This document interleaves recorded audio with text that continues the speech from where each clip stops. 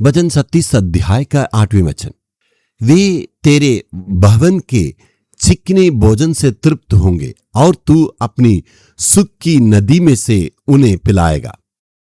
यहां एक नदी के बारे में विवरण करते हैं, तेरी सुख की नदी के द्वारा।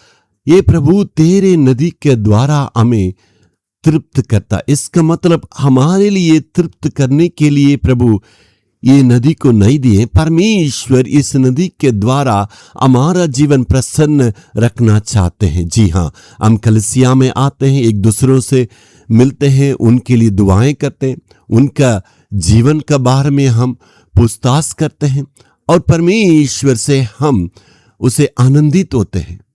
परमेश्वर की उस नदी के द्वारा हमारा जीवन प्रसन्न होता है। एक बहन गवाही बोल रही थी ना, इस कलीसिया के आने के पहले मैं अनाथ का समान थी। यहाँ पर इतने बड़े परिवार मिला है, एक दूसरों से हम पूछताछ करते हैं, संभालते हैं। जी हाँ, वैसे ही परमेश्वर के वचन के द्वारा हम दूसरों के जीवन में आशीष को लाते हैं, उसके द्वारा परमेश्वर प्रसन्न रहते हैं।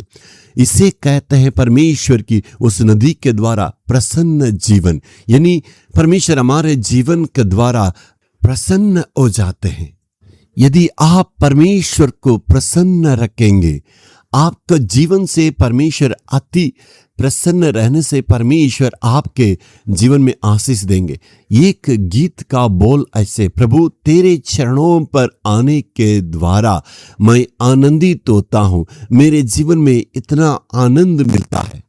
हे प्रभु, तेरे चरणों पर मैं जब झुकता हूँ, तेरे चरणों पर मैं जब दंडवत करता हूँ, मेरे जीवन में अति प्रसन्न होते हैं और मैं आनंदित मगन हो जाता हूँ। तेरे चरणों पर मैं आता हूँ, तेरे भवन में मैं आता हूँ। प्रभु, जब मैं आपको स्तुति करता हूँ और आराधना करता हूँ, मेरे जीवन के द्वारा तू प्रभु प्रसन्न होते हैं। जी हाँ मेरे प्रियो, मेरे जीवन यानी आपका जीवन के द्वारा परमेश्वर अति प्रसन्न होना चाहिए। आपका जीवन परमेश्वर का प्रसन्न करने के लायक रहने के द्वारा परमेश्वर उसे आनंदित होते हैं। हमारा जीवन का मकसद ये होना चाहिए, प्रभु को मैं हमेशा आनंदित और प्रसन्न रख सकूं।